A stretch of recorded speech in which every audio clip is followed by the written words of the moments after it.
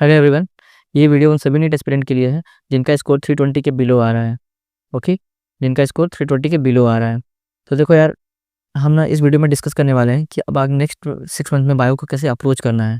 तो जो भी एस्पिरेंट अभी 320 के बिलो स्कोर कर रहे हैं ना, ये वीडियो उन लोगों के लिए काफ़ी हेल्पफुल होने वाली है। एंड आई चैलेंज यू ना कि जिसने भी इस वीडियो को कंप्लीट देखा और वो उसको कम्प्लीटली अगर फॉलो कर रहा है तो उसका जनवरी तक ही 330 स्कोर आने लगेगा बायो में। तो देखो यार, एक चीज़ मैं कहना चाहूँगा कि बायो जो है ना बहुत बड़ा सिलेबस है। तुम बायो में अगर चाहोगे, अगर अपने रिसोर्सेज फिक्स नहीं करोगे तो बहुत इधर-उधर भटकोगे। तो बायो का सिलेबस जो है वो काफ़ी बहुत वास्ट है, बट हमारे पास टाइम जो है वो काफ़ी लिमिटेड है। तो हमको क्या करना है ना, इसके लिए मतलब मैंने आप लोगों के क्या किया है कि एक काफ़ी सिम्प्लीफाइड प्लान बनाया है, जिसको फॉलो करके आप लोग आराम से 330 स्कोर कर सकते हैं। तो देखो यार, सबसे पहली बात है कि आपको 330 प्लस स्कोर करने के लिए ना बायो के अंदर आपकी एनसीईआरटी के अंदर मास्टरी होनी चाहिए। ओके, बायो के अंदर आपकी मास्टरी होनी चाहिए।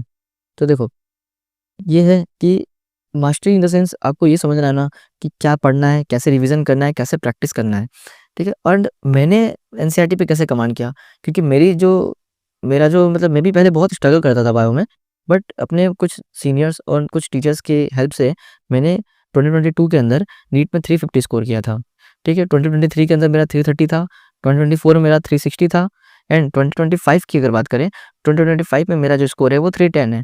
क्योंकि वो मैं इतना पैनिक सिचुएशन क्रिएट हो गई थी फिजिक्स को देखे कि मेरा 310 ही आया है स्कोर। ओके, बट अब हम बात करें कि देखो यार, मैंने एनसीईआरटी पे कमांड कैसे की, ठीक है, एंड मैं एनसीईआरटी को कैसे एक्टिवली रिकॉल करता था, ठीक है। तो देखो, पहली चीज़ को इस वीडियो को ना मैंने कुछ पार्ट में डिवाइड किया है, जिसको कि आप अगर जब लास्ट में पहुँचेंगे तो आपको एकदम माइंड में प्लान बन जाएगा कि हाँ, मुझे कैसे अप्रोच करना है, ठीक है। तो पहली चीज़ ये है ना कि आपको पहला पार्ट मेरा इस वीडियो का ये है कि आपको इम्पोर्टेंस समझ में आनी चाहिए बायो की। अगर बायो की इम्पोर्टेंस आपको क्लियर है कि भाई सोचो कि अगर किसी एग्ज़ाम का, कॉम्पिटिटिव एग्ज़ाम का 50% वेटेज केवल बायो अगर कैरी कर रहा है, तो बायो उस एग्ज़ाम के लिए कितना इंपॉर्टेंट हो जाता है, ठीक है। और दूसरी चीज़ ये भी है, जैसे कि इस साल हम सब लोगों ने देखा कि पेपर फिज़िक्स का इतना टफ था, बट फिर भी मेरे कुछ ऐसे फ्रेंड थे जो फिज़िक्स में 40 मार्क्स ला के भी सिलेक्शन लिए हैं, क्योंकि उनकी बायो बहुत ज़्यादा अच्छे से स्ट्रॉन्ग थी। बायो पे उन्होंने काफ़ी अच्छा कमांड किया था, ठीक है। तो देखो, एक चीज़ याद रख लो कि कितना भी तुम पेपर टफ आएगा ना, तो जो सिलेक्शन जो होगा ना वो हमेशा बायो और केमिस्ट्री से ही डिसाइड होगा, ठीक है। तो बायो में अगर आप 330 स्कोर कर रहे हैं, इसका मतलब आप वेल एंड गुड अच्छे रास्ते पे जा रहे हैं, ठीक है। बस आपको अच्छे से रिवीजन करना है। और जो 330 के बिलो हैं, उनको मैं बता रहा हूँ, अगर आप ये प्लान फॉलो करते हैं ना, तो आप दिसंबर और जनवरी के अंदर ही अपना रिजल्ट देख लेंगे कि आपका कैसे स्कोर 300 प्लस चला गया है, ठीक है। तो देखो यार, और एक चीज़ अपने माइंड में रखो ना कि बायो ना कंपैरेटिवली ईज़ी होता है फिज़िक्स और केमिस्ट्री से। मतलब बायो के अंदर ना आप बहुत कम टाइम दे के भी ना एक अच्छा मार्क्स गेन कर सकते हैं। जो सबसे इम्पोर्टेंट चीज़ है, वो आपको याद रखनी है। चाहे कोई भी कहे आपके बायो बहुत स्ट्रॉन्ग है, आपको उसकी बातों पे नहीं आना है। आपको बस एक चीज़ याद रखनी है, consistency. Consistency in the sense ये कि आपको ना बायो में डेली कंसिस्टेंट रहना है। मतलब आपको डेली पढ़ना है बायो, ठीक। कुछ लोग ऐसे होते हैं जिनको लगता है कि मेरे मॉक टेस्ट में बायो में अच्छे नंबर आ रहे हैं। मैंने पिछले साल भी बायो में बहुत अच्छा स्कोर किया है नीट में, तो वो लोग नेग्लेक्ट करने लगते हैं बायो को, ठीक है। तो आपको ऐसा नहीं करना है, ओके। आपको बस ये करना है कि बायो डेली पढ़ना है, और डेली कितना पढ़ना है वो मैं आपको अपनी वीडियो में आगे बताता हूँ, ठीक है। तो देखो यार, मैंने क्या किया है इस सेकंड पार्ट में कि बायो को ना एक परफेक्ट, अगर मेरे पास 6 मंथ है तो मैंने बायो को 3 फेज़ में डिवाइड किया है इस 6 मंथ को। पहला 2 मंथ क्या होगा, हम फुल एनसीईआरटी पे फोकस करेंगे। नेक्स्ट 2 मंथ में क्या करेंगे, हम रिवीजन और पीवाईक्यू करेंगे।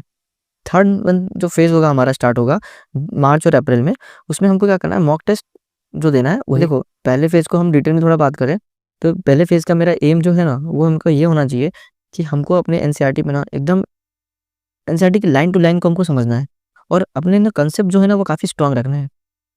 फिर देखो, और कंसेप्ट स्ट्रॉन्ग करने के लिए हमको कुछ एक्स्ट्रा वर्क करना पड़ेगा, तो वो क्या हमको करना है वो देखो। पहली चीज़ जो होती है वो हमको लेक्चर अटेंड करना है।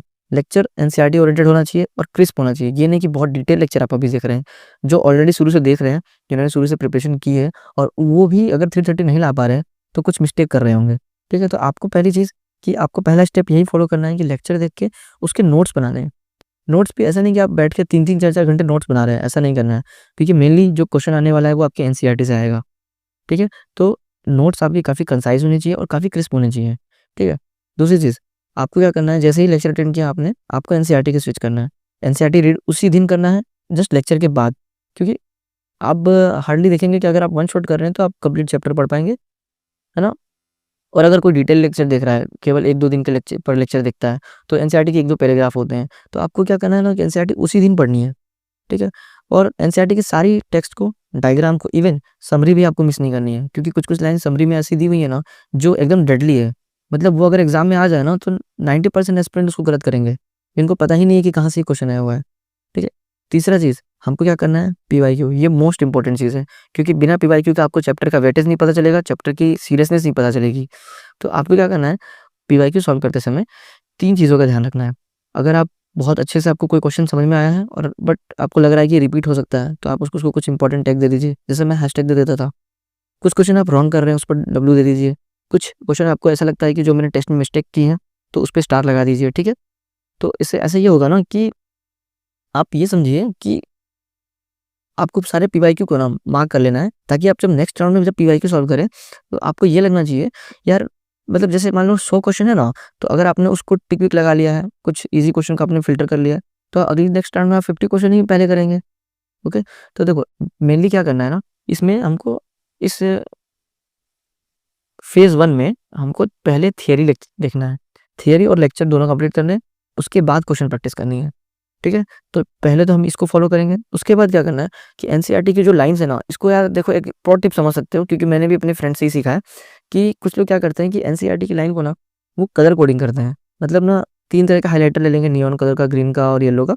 उससे वो क्या करेंगे कि जो लाइन्स वो बार-बार भूलते हैं, उसको वो रेड से कर रहे हैं, ठीक है? और कुछ-कुछ क्वेश्चन ऐसे होते हैं जो टेस्ट में आए हैं और उनसे गलती हो गई है, तो वो उसको दूसरे कलर से करते हैं। मैं क्या करता था पर्सनली, कि अगर कोई क्वेश्चन टेस्ट में आया और वो रॉन्ग हो गया, तो मैं एनसीईआरटी की उसी लाइन के आगे ऐसे रॉन्ग लिख देता था। जिससे क्या होता था कि जब मैं दोबारा एनसीईआरटी पढ़ूँगा ना, तो मेरे माइंड में रिकॉल होगा कि अरे यार! ये क्वेश्चन मैंने गलत किया है। तो जिससे कि बार-बार जब मैं एनसीईआरटी के बस केवल पेजेज़ देखूँगा, तो मुझे लगेगा कि हाँ, ये क्वेश्चन मैंने रॉन्ग किए थे और ये लाइन्स मेरी मिस्टेक हुई थी, तो उससे मेरा ध्यान चला जाता था उस पे। ताकि वो फिर दोबारा रिपीट जब क्वेश्चन होगा, तो आपसे क्वेश्चन रॉन्ग नहीं होगा। फिर हमको क्या करना है कि लेक्चर कंप्लीट करने के बाद ना, हर चैप्टर के 50 से 100 क्वेश्चन करने हैं, और इंक्लूडिंग पीवाईक्यू। मतलब पीवाईक्यू तो मस्ट है। मतलब पीवाईक्यू अपना बायो का ब्रह्मास्त्र समझ सकते हैं, क्योंकि 90 में से ना 70 क्वेश्चन जो ऐसे होंगे, वो केवल पीवाईक्यू बेस्ड होंगे, है ना? आप कोई भी पेपर उठा के देख लीजिए। अभी इवन मॉक टेस्ट में जो एग्जामिनर क्वेश्चन बनाते हैं हमारे, वो भी क्या करते हैं कि पीवाईक्यू से ही डालते हैं उसमें क्वेश्चन। ओके, तो चलो, अब आप करते हैं फेज़ 2 की। तो फेज़ 2 में क्या करना है ना, मेनली हमको प्रैक्टिस पे और रिवीजन पे फोकस करना है ना? तो देखो, रिवीजन कैसे करना है, ये भी, इसका भी एक अच्छा मेथड है रिवीजन का, जो कि मैं आपको अभी बताता हूँ, ठीक है? तो देखो, इसका जो फेज़ 2 का एम हमारा होगा ना, कि अपने माइंड में यार इतना माइंडसेट बना लो ना, कि इतना क्वेश्चन प्रैक्टिस करना है, इतना क्वेश्चन प्रैक्टिस तुमको करना है कि एग्ज़ाम में तुमको कोई नया क्वेश्चन ना लगे। मतलब ऐसा होता है ना कि कभी-कभी आप बहुत ज़्यादा क्वेश्चन प्रैक्टिस कर लेते हैं ना, तो जस्ट क्वेश्चन को रीड करते ही ना, आपको ऑप्शन भी नहीं पढ़ना पड़ता है। आपको लगता है कि हाँ, यही तो आंसर होगा, ये टिक करना है। तो इससे आपका वहाँ पे टाइम सेव होता है। तो आपको क्वेश्चन सॉल्विंग बहुत ज़्यादा करनी है, एंड उसके बाद क्या करना है ना, कि एक होता है, एक मेथड होता है रेट्रोग्रेड मेथड, ठीक है? तो उससे क्या होता है कि रेट्रोग्रेसिव मेथड में हम लोग क्या करते हैं कि पहले ना, हमने फेज़ 1 में क्या किया था, पहले लेक्चर और थ्योरी अटेम्प्ट किया, उसके बाद क्वेश्चन किया। अब हमको क्या करना है कि पहले क्वेश्चन पे अटेम्प्ट करना है, और कोई क्वेश्चन हमसे फँसता है, उसके बाद हमको थ्योरी रीड करनी है। ठीक है? तो इससे ये होगा कि आप एक चैप्टर को 3 घंटे में रिवीजन दे रहे हैं। इससे अच्छा ये हो सकता है कि आप अगर उसके 50 क्वेश्चन लगाते हैं, डिफरेंट टॉपिक के, तो वो चैप्टर वैसे भी रिवीजन हो जाएगा और आपकी क्वेश्चन प्रैक्टिस भी हो जाएँगी।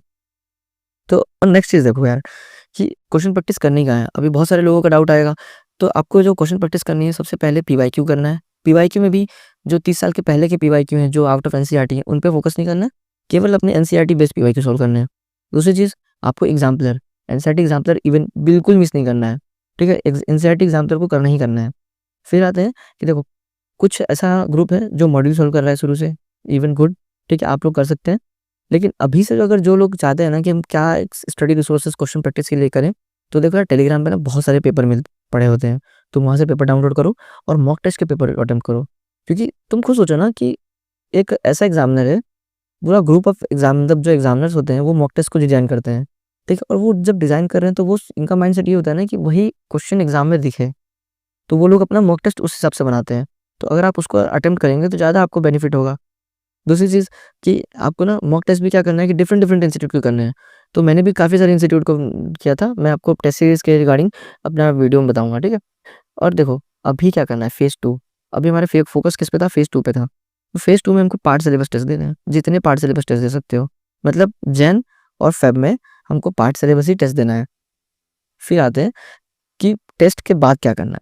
टेस्ट के बाद हमको करना है मिस्टेक कॉपी बनानी है। मिस्टेक कॉपी इसलिए बनानी है, तुम सोचो कि नीट के 1 हफ्ते पहले क्या कर रहे होगे बायो में? क्या बैठ के पूरी एनसीईआरटी कवर कर पाओगे? नहीं कर पाओगे। कर लोगे, लेकिन फिर भी तुमको एक फोमो रहेगा कि यार मेरी जो गलतियाँ हैं वो मैं वापस रिपीट ना करूँ। तो उसलिए उसमें क्या करना है ना, उस वीक में आपको मिस्टेक कॉपी को बहुत पढ़ना है ना? और बिलीव मी यार, मेरी मिस्टेक कॉपी में मैंने जितने क्वेश्चन पढ़े थे ना, मुझे एग्ज़ाम में कम से कम 10-15 क्वेश्चन सेम टॉपिक से मिले थे। तो बट वो मैंने मिस्टेक नहीं की, क्योंकि मैं बार-बार अपनी मिस्टेक कॉपी पढ़ता था। तो देखो, एक चीज़ याद रखो कि ये मैं अपने पर्सनल एक्सपीरियंस से बता रहा हूँ ना, मैंने जब 100 प्लस मॉक टेस्ट तो दे ही दिए थे इन 6 मंथ में, तो मैं बताता हूँ यार कि हमारा ना एक गलती करने का एक पैटर्न होता है। हम ना सेम मिस्टेक बार-बार करते हैं। तुम कभी देख लेना, जिस मिस्टेक को तुमने अगर पहले टेस्ट में दिया है ना, उस टेस्ट को अगर तुम दोबारा, अगर 10 दिन बाद तुम्हारा अगर टेस्ट हो और वही सेम क्वेश्चन आए ना, तुम दोबारा मिस्टेक करोगे। तो तुमको क्या करना है, उस चीज़ से बचने के लिए मिस्टेक कॉपी को बार-बार पढ़ना है। इवन मैं क्या करता था कि सोने से पहले अपने 10 पेजेज़ मिस्टेक कॉपी के पढ़ता ही पढ़ता था, ठीक है? तो अपने पैटर्न को पकड़ो और उस पैटर्न पे काम करो कि यार इस पैटर्न में मेरे क्वेश्चन गलत नहीं होने चाहिए। कुछ लोग क्या करते हैं, असर्शन रीज़निंग क्वेश्चन ज़्यादा गलत करते हैं। तो मैं उसको बताऊँगा आपको कि असर्शन रीज़निंग के क्वेश्चन को कैसे टैकल करना है। काफ़ी ईज़ी वे है, ठीक है? फिर आते हैं हम लोग फेज़ 3 में। तो देखो यार, फेज़ 3 ना काफ़ी इंपॉर्टेंट है, क्योंकि फेज़ 3 ही सब कुछ करेगा। आप कितना भी पढ़ लीजिए फ़ेब तक, मार्च और अप्रैल में आप कितना पढ़े हैं यही मैटर करेगा। तो देखो, मार्च अप्रैल में हमको क्या करना है, मॉक टेस्ट और उसका स्मार्ट एनालिसिस करना है, ठीक है? और इसका मेन एम जो है ना मेरा, वो ये है, मार्क्स पे नहीं है। आपका मेन एम ये होना चाहिए कि स्पीड आपकी बढ़ेगी, एक्यूरेसी बढ़ेगी एंड कॉन्फिडेंस आएगा, ठीक है? तो क्योंकि आपने फर्स्ट फेज़ में क्या किया था, थ्योरी से क्वेश्चन प्रैक्टिस की थी, सेकंड फेज़ में आपने क्वेश्चन से थ्योरी प्रैक्टिस की। मतलब 90% काम तो यही हो गया है। बट जो बचा हुआ 10% है ना, ये आपको इतना बूस्ट देगा कि आप इमेजिन नहीं कर सकते हैं। देखिए, आपको करना ये है कि वीक के अंदर, 1 वीक में कम से कम 3 से 4 मॉक टेस्ट देने हैं। और मैं ये नहीं कहूँगा कि आप फुल मॉक टेस्ट दीजिए, बहुत सारे लोग नहीं दे पाते हैं, ठीक है? आपको ये करना है, और जो दे पा रहा है वो अच्छी बात है, उनको तो डेली देना चाहिए। बट अगर आप नहीं दे पा रहे हैं, तो आप केवल एक पेपर लीजिए और बायो का पेपर, ठीक है?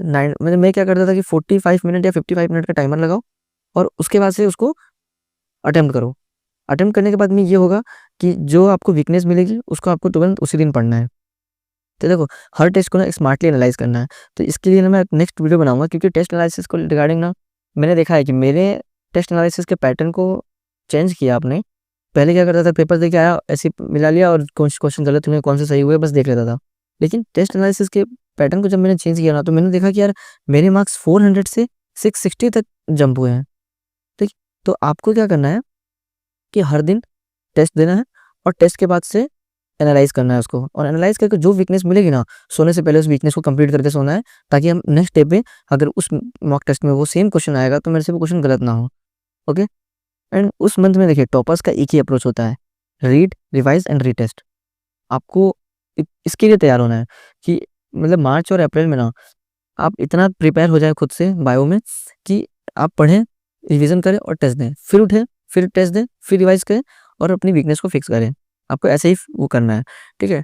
और एक अपने माइंड में टारगेट बना के चलो कि नीट में हमको 50 प्लस मॉक टेस्ट किसी भी तरह देने हैं, ठीक है? अभी मैं केवल बायो की बात कर रहा हूँ, ठीक है? क्योंकि बायो में हम अगर 330 प्लस स्कोर कर गए ना, तुम बिलीव करो यार, तुम आधे से ज़्यादा रेस निकल चुके हो, बहुत ज़्यादा आगे निकल चुके हो, ओके? तो देखो, और व्हाट आई पर्सनली डू, इस पार्ट में ना मैं आपको ये बताऊँ कि मैंने पर्सनली 6 मंथ में अपने बीएमएस कॉलेज के साथ में कैसे किया।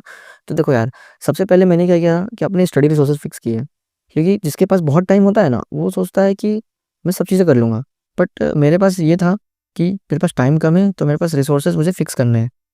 और उस रिसोर्सेज में मैंने क्या किया कि सबसे पहले एनसीईआरटी उठाई, क्योंकि एनसीईआरटी तो बाइबल है।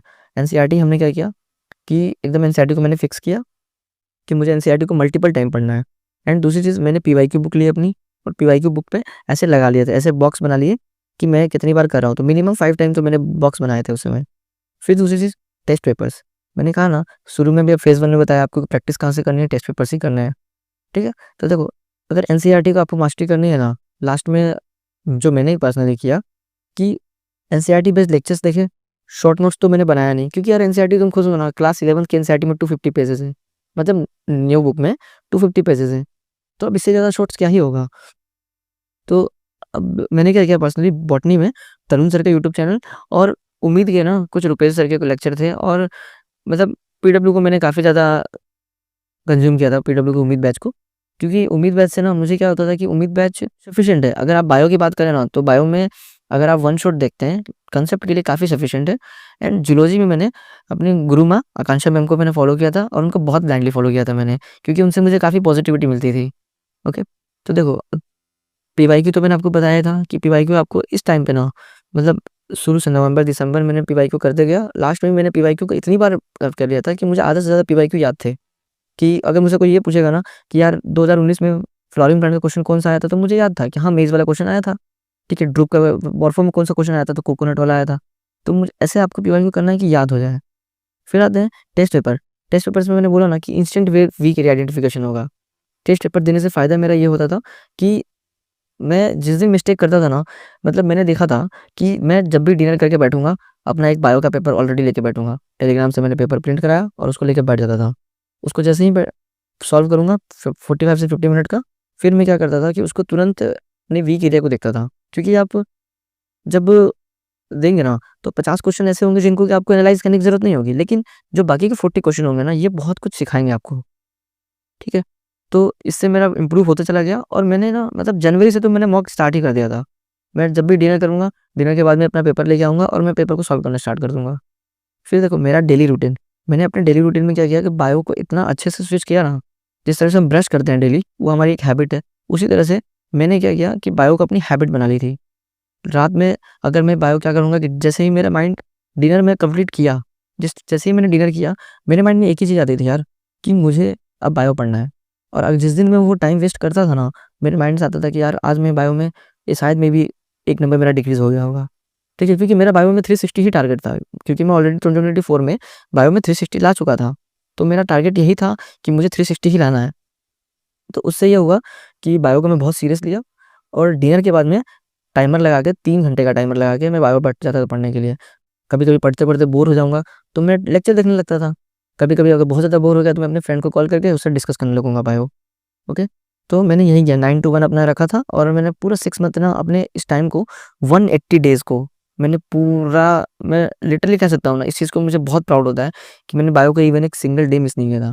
जब मुझे डेंगू था, तब भी मैंने बायो को रात को पढ़ा है। ठीक है? 3 आवर मैंने तो पढ़ा ही है मिनिमम हर दिन। तो अब आपको क्या करना है ना, कि देखो, अगर आप डेली 3 घंटे पढ़ते हैं ना, तो खुद से पूछिए ना कि आपके क्वेश्चन क्यों नहीं आएगा आपको क्वेश्चन वो। देखो यार, एक प्रो टिप देना चाहूँगा मैं अब, कि एनसीईआरटी में उनको क्या करना है ना, कि कैसे पढ़ना है। एक मेथड ये होता है कि फिंगर टेक्निक मेथड होती है। इसको मेरे मेरे एक फ्रेंड है, उन्हीं से मैंने पूछा था कि आप बायो में इतना अच्छा स्कोर कैसे कर रहे हैं? क्योंकि वो कंसिस्टेंटली बहुत अच्छा स्कोर करता था। तो उसने मुझे बताया कि यार, फिंगर टेक्निक मेथड यूज़ करो। मतलब जब भी आप बायो की एनसीईआरटी लेके बैठो ना, तो उसको जब भी आप रीड कर रहे हैं, तो ऐसे मतलब रख के केवल पैसिवली रीड नहीं करना है। उसपे अपनी फिंगर से अपने आप को, मतलब जो वर्ड्स आप पढ़ रहे हैं ना, उसको आपका फिंगर जो होता है वो उस वर्ड के नीचे होना चाहिए, और उससे आप स्क्रॉल जब करते चले जाएँगे, तो वो चीज़ आपके माइंड में इमेजिनेशन बनती चली जाएगी। इससे ये होगा कि आपका माइंड भी जो होगा फ़ोकस रहेगा और कंसंट्रेट करेगा एनसीईआरटी पे, ठीक है? फिर देखो भाई, एक ना मैं आपसे प्रॉमिस चाहूँगा, अगर आप अभी तक ये वीडियो देख रहे हैं, ये वीडियो काफ़ी लंबी भी हो गई थोड़ी, और अगर आप अभी तक भी देख रहे हैं, इसका मतलब आप नीट एस्पिरेंट बहुत सीरियस हैं। तो आप मुझसे ना एक प्रॉमिस करिए कमेंट सेक्शन में कि मुझे ना बायो में डेली मैं 3 आवर पढ़ूँगा। आपको बस, मुझे बस यही प्रॉमिस चाहिए आपसे कि आप अगर डेली 3 आवर पढ़ रहे हैं ना, तो आपका स्कोर ऑलरेडी बहुत अच्छा आ चुका होगा। एंड आप जनवरी में आके मुझे खुद बताएँगे ना कि भैया मेरा इस मेथड से ना बहुत अच्छा मैंने बायो किया है अपना, ठीक है? एंड अगर आप इस चैलेंज को एक्सेप्ट करते हैं, तो आके कमेंट सेक्शन में नीट 2026 लिख देना, ठीक है? एंड दूसरी चीज़, हम लोग नेक्स्ट वीडियो में मिलने वाले हैं, जो कि काफ़ी अच्छा वीडियो रहने वाला है फिज़िक्स और केमिस्ट्री को लेके, क्योंकि फिज़िक्स के रिसोर्सेज़ को लेके मेरे पास काफ़ी सारे कमेंट आए हुए हैं। तो मैं उस वीडियो में आपको पूरा बताऊँगा कि फिज़िक्स और केमिस्ट्री कैसे इम्प्रूव करना है, ठीक है? तब तक के लिए आप लोग पढ़ते रहिए और अपना टाइम वेस्ट मत करिए, ठीक है? सबसे इम्पोर्टेंट चीज़ है कि अगर आप आज 1% काम करेंगे ना, वो आपको जनवरी और फ़ेब में बहुत हेल्प करने वाला है। Thank you so much.